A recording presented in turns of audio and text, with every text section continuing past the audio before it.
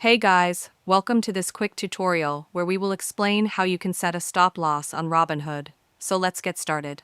First, open the Robinhood app on your phone and make sure you are logged into your account.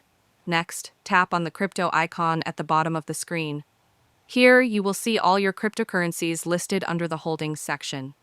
From this list, select the crypto you want to set a stop loss for. In this example, we will choose Bitcoin. Once you are on the Bitcoin page, tap on the Sell button.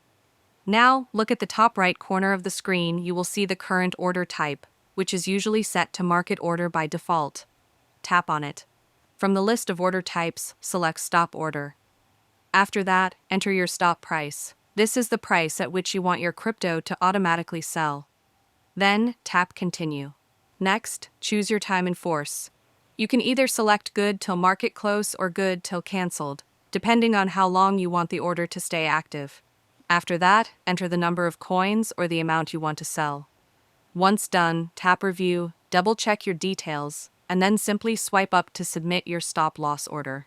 And that's it. If you found this video helpful, consider giving it a like and subscribe.